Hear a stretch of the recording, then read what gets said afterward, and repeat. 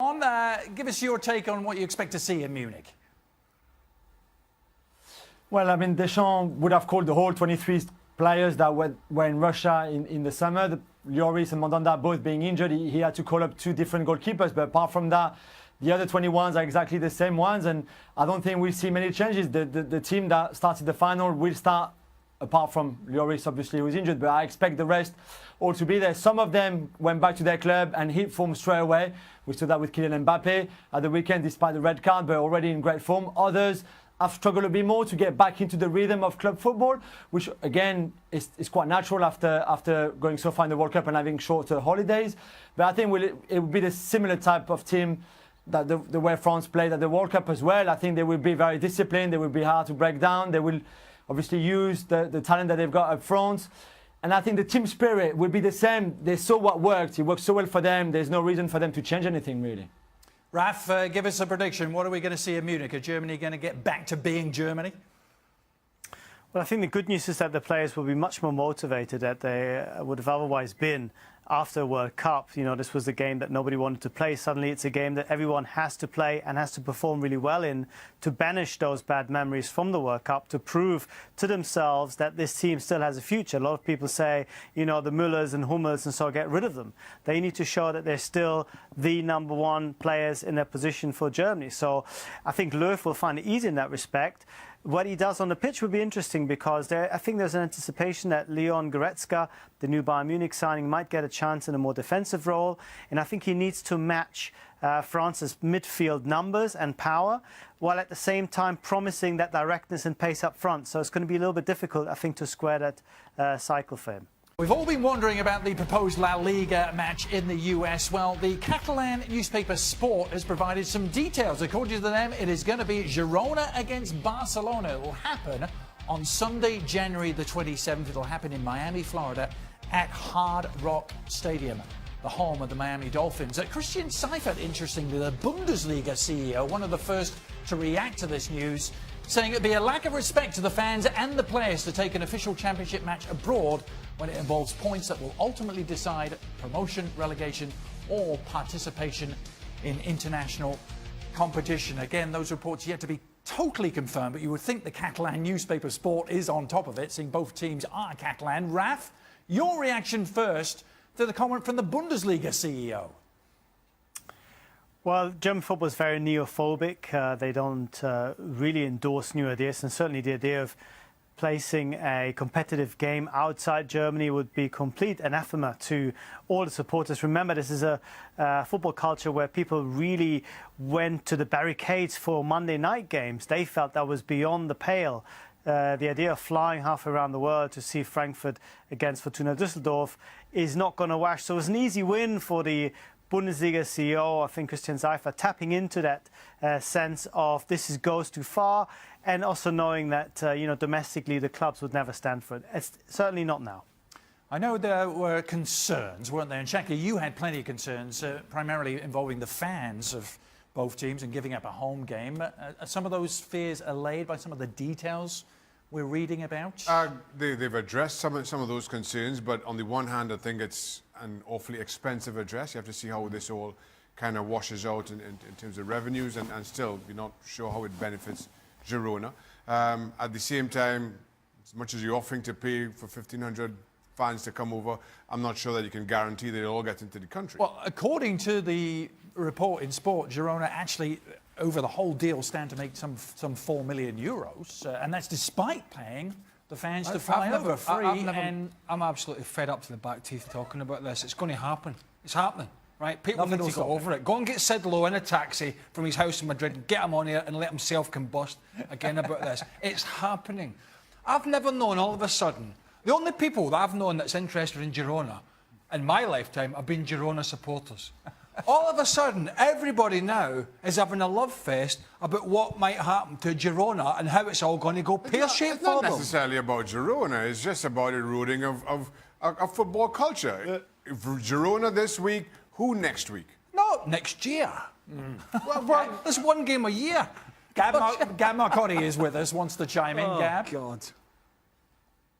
Well, a couple of things here. I mean, the plan is outlined in the paper is so detailed.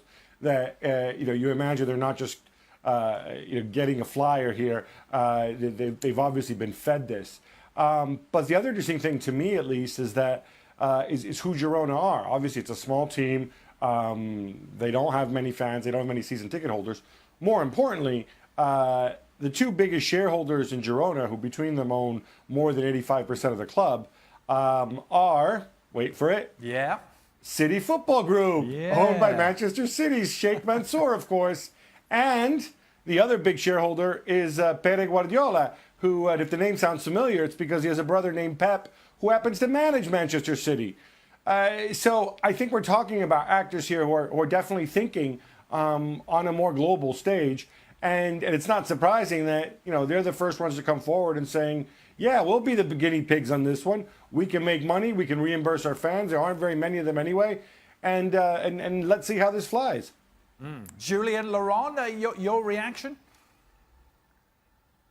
I think the French will be interested in it and see how it pans out, because I think it's an idea they've had for a long time as well. They've done it with the Community Shield, for example, that we've played in Morocco, in Canada, in China a few times as well, Southeast Asia too. So I think it's something that maybe the French league will look at it with a lot of interest and see how it pans out, to maybe thinking about doing something similar at some point. Leroy Sané, of course, didn't go to the World Cup, but he can't get in the Manchester City team. Can't even get in their 18. I know you are pretty close to him and to Pep Guardiola. What's your reading of that situation?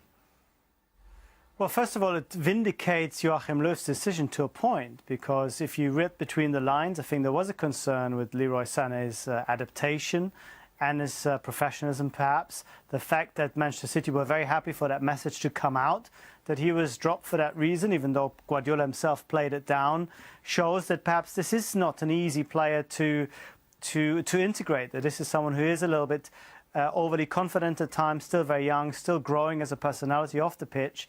But on the pitch, I think Germany still very much need him, and so do City. So I think this is a short-lived absence for City, a warning for him. Guardiola has done this with many players before, not always publicly, but I remember Toni Kroos even being dropped for Bayern at one point, because Guardiola, who's a stickler for perfection, even in training, was not happy with his performances. So I don't think it's going to have any long-term impact on him at club level, but certainly I think makes maybe Löw's decision a little bit more understandable in retrospect. Whoa, Ralph. Let's just go back here. There's no vindication whatsoever for Jogi Löw leaving one of the most talented, informed players at that time out of the German squad. Now, we can talk about Pep Guardiola leaving him out the side of the squad at the start of this season, but there was no sign of that whatsoever as they ramped to 100 points plus in the Premier League last year. No, you're absolutely right. And vindication is not the word I would use. What I would say is that I think people perhaps understand it a little bit more. For footballing reasons, I would have always taken him. I made that very clear. I would have looked beyond that, but Löw felt he couldn't for whatever reason.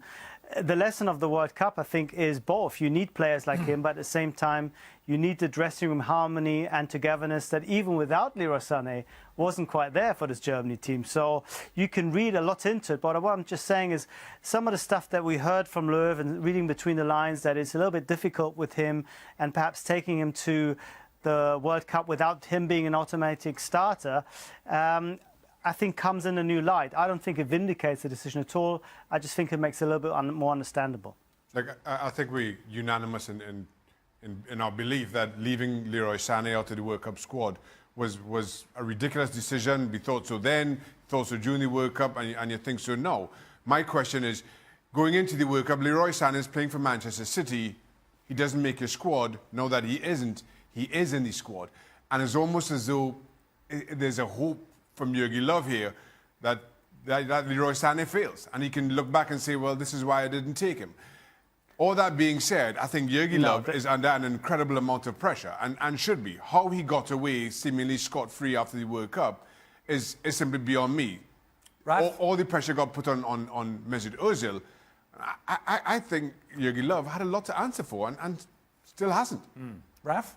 No, I completely agree with Shaq on the second part of the statement. I think Löw got off lucky. Of course, he won the World Cup and he's done pretty well before that. So he had a lot of credit in the bank. Plus, there was not really the viable alternative. There was no Klopp. There was no Tuchel. No one really that had lots of clamour behind him to take the job away from Löw. I disagree with you a little bit on the Man City situation. The nomination would have been made long before Guardiola decided to drop him for the last game on Saturday. So I don't think these things are at all connected. Löw made it very clear from the beginning that he was always going to be in the squad come September, even when he left him out. And I believe him in that. I think they see him as the future. The question is, will the future start against France? I'm not so sure, because in Royce and Müller, he still has these big players ahead of him. He'll do really well to get into this team. Now, as you can probably tell, we've just recovered from recording a ESPN FC special on How can you tell? UEFA Nations League, because you guys are in a state of exhaustion and rapture after talking. What are you on about? What the hell are you talking You about? were so excited about the Nations League that you just got nothing left in the I tank. always know. look like this. This is just me. Having a look go. You want to start Nowhere to again? go after that. No, well, actually, I do have somewhere to go. Faraz provides me with somewhere to go. Which one of you gents swears the most? Is the key first question on Extra Time. I don't know how we judge that. On air or off I air. don't know. It's not me. Who I swears know the that most? much. It's not me. I'm All right, taking well, you be myself the out to the judge. running. You be the judge, and who swears the most? can he be the between you two? judge? You can throw, because he says Taking he's not myself out to the involved. running. Oh, well, hold on a minute. Well, it's not me. So can I be Well, the then it's judge? Craig. Craig? You. It's You Craig. swear the most. Because it's not him. You can throw in others It's who not aren't me, here and it's not today. Stevie. No, it must be him. It's not Adrian. Dan swears a lot. I'll give him that. That's not even here. Pick on somebody that's not I'll give here. him that. That'd be- I'll give him that. He swears a lot. That was awful. Yeah, give him that. Yeah, I'll give him that. I will admit, I can. Yeah. Thankfully, not on air, and I hope it continues to be like that. But I do use some industrial language, Yeah. maybe a little too often. Yeah. It's hard sometimes because when you're back in the old days, or not that long ago, but when we're in the dressing rooms, it's tough, man, because it's flying around like Do you wildfire. Do you feel better getting that off your chest? Hey? Hey? Was that... I don't think it's any. Just, let it all out. Let it all out. Right. Let it go. Let it go. Has the amount of swearing gone down in MLS since Stevie Nicol left the bench? I'm sure the average amount of swearing has gone down. swear. Tata I didn't Martino swear got that caught one. swearing on the Oh, I air. didn't believe that. No, he didn't. He said, excuse me, referee, that is Yeah. very awful decision there you've Who are you just trying to made. fool with that? Oh, I would like you to I think didn't- about that I again. didn't swear that much. I didn't Thank swear you. Who was that? That was you. No, I was very strong in my opinion, but I think I put it over very well and very respectfully. Yeah. Particularly, No, I like particularly, it. to, particularly to Alejandro Moreno, who was running across the front of me on the field once. It's a Scottish thing. Yeah. We do swear a lot. Yeah. And Bilingual. he as well. English and profanity. Then again. We do. All right. Thankfully, Next, not on air. Nick brings up a very salient point. When is the point when we should start talking about Watford doing Salient. a Leicester City? Salient. Huh? Salient. I'll tell you. But salt. I'll tell you when. At what point do we? Salient. At what point do we start talking about it? April. Never. Never. If they're still top in April, Well, at what point did we start talking about Leicester doing it, Leicester? That was probably... April. No, it was a little earlier than Oh, that. we were waiting. No, we were waiting for that They bubble were to top of the burst. table in January. We were saying, Christmas. yeah, and we kept saying, oh, this bubble is going to burst. Probably till the last But game. we of were the season. talking about it. When would we talk about There's Watford? no- How long would Watford have to hang around for us to even talk about them not staying? April. Yeah. How many Aprils do you need? Just swear it up. End of March. April.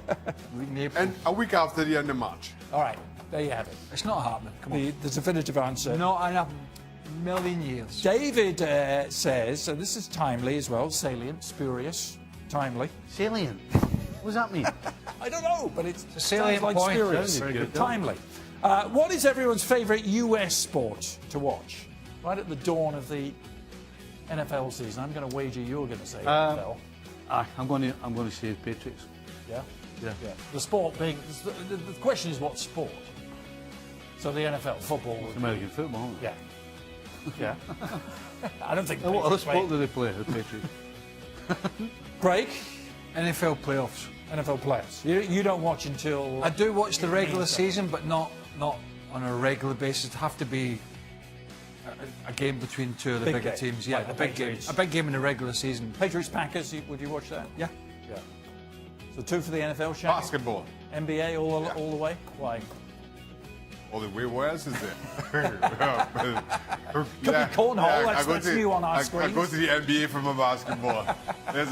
Well, I watched the Monday night game on ESPN, but the trouble is I'm a bit of an early bedder because I get up early for school runs and stuff. And as you know, NFL can drag on a little bit. Yes. And so I very rarely ever see the fourth quarter. I'm normally Gonzville. Those Monday night Which might games. have something to do with Peronis as well. I don't know. I was wondering when I was coming out. Oh, I wake up early because I go to bed early. Those Monday Yeah, night... right. No, I wake up. Once again, I don't know who you're I fooling wake with up that. early because the school run starts early. I get up earlier, I collapse. I mean, I fall asleep earlier, later than usual. Those Monday night games can be a test of stamina, shall we say. I can't believe none of you said cornhole, the newest sport on our I was playing cornhole the ESPN other day. screens. Yeah. Have you watched it? You're looking at Sport Belly over there. Hey, I was You go playing around his cornhole house, the other day. he's got every game under the sun. I'll take anybody on at cornhole. Maybe we need to come around and film it. Get it on ESPN too. You're very welcome round at our house. That was very salient. The Cornhole Championships in Burlington, Connecticut, very shortly. When are you going to get the guts to make this a phone-in? This Oh, I being saw that. ESPN FC Extra Time. For what country? Says Venu. For what country? I I don't don't know know. what country. We just disparage against the other countries that we broadcast in, or should we just be for the US? What do you mean when we're going to go? When are we going to get What, like, guts to make this a scare the phone-in? people We think calling in? that Venu thinks ESPN FC Extra Time should be open to the callers to make call-ins, or the viewers say to make what? call-ins Yeah, live. we won't be able we can to. answer their We won't be able questions to monitor as it happens. their language Right, so the profanity is because yours. we don't want anybody who swears more than Craig. You can have a dump button, so you can get rid of that. Right. Can you imagine? No, I can't. Imagine some of the No, some of I the cannot. some of the dough balls that we were ringing in. Oh my God! You only got to look at some of the questions. When you guys talk about that, Yeah. why do you hate that? 1-800-DOBBO would be the call-in number. Exactly. What's some of the radios do it? It's always good for a lot of radio call-ins, but Yeah. TV. TV is tough. It's been tried before, but it's tough to make it work, isn't it? Primarily We because stick to Twitter. Let's just leave it at that. Yeah. well, if Twitter's anything to go by, the standard being set doesn't imbue us with a huge amount of confidence, does it? You're trying to stretch this out, aren't you? Trying to stretch it until the start of the UEFA Nations League, which I know you're all looking forward to. Right, And, definitely shut it down now. all right. I'm ready. I'm ready for it. Will do. I know you're ready. All the games on ESPN Plus, ESPN FC available every day as well oh, you were told not to say that. on ESPN Plus. Every day. It is, though. I insist. I insist. Stevie Nicol is joining me as we just have a little chit chat about Marcus Rashford, as everyone has been talking about him after his red card at the weekend, Stevie. But from prospect to world class, that's the kind of journey we want to track with him now. And I feel like, yes, he's still so young given his age. We want to talk about him as a prospect, but I feel like he's been somewhat established for some time now. So how would you rate his progress now at Manchester United? Has there been any?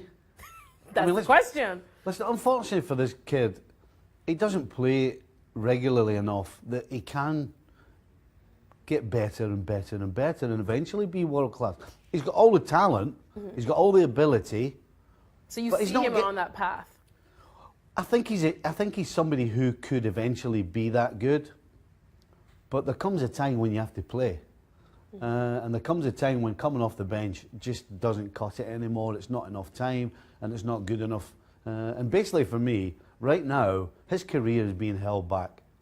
All right, well, if we have a look at some of his stats right now, that's going to lead us to the other big question, Stevie. Right there, a lot of them in brackets coming on as a substitution, and that's the problem that you just pointed out right there. So how much longer can he play that backup to, say, Lukaku? Because Lukaku, keep in mind, is still very young as well at Manchester United and doesn't seem to be going anywhere. So if you were him, would you leave now? Would you make that decision and leave Manchester United? I think he's got a big decision to make at the end of this season, because it's one thing to keep saying he's still young, he's going to get better, but again, it's the old story. To get better, you have to play. And I think what you saw with him getting sent off at the weekend is complete and utter frustration. That's all that is. When did we ever see this kid losing his temper? He looked to have the best temperament, he looked calm, but he comes off the bench and gets himself sent off. And that frustration is, in my opinion, born through not getting on the field enough. What kind of move do you see for him? Like you said, at the end of the season, he has to make it. Do you see a loan move? Because we know that he does love Manchester United because he is from the area and he loves the club. But do you see a loan move just possibly to not as big a club as United? Or does it have to be a permanent move for him to become that world-class player? I'll be honest, I think the problem is the manager. If Jose Mourinho stays at Manchester United, then I think Rashford has to leave. Because he won't get playing. You know, Mourinho will want to go and buy somebody who's already the finished article, which Rashford isn't. But then and where that does means he won't play. Because Well, he won't Lukaku's play. not going anywhere. If Lukaku, for some reason, falls out of favour with Mourinho, Mourinho will go and buy a proven finished article. He's not interested in bringing along young kids. He's already shown that with not just Rashford, but Martial. Two young players who need to get on the field in order to improve and to show us consistently the quality they have, particularly Rashford. All right, thanks so much there to Stevie Nichols. So it seems like all the signs are pointing out for Manchester United and Marcus Rashford, at least while Lukaku is still in favour there.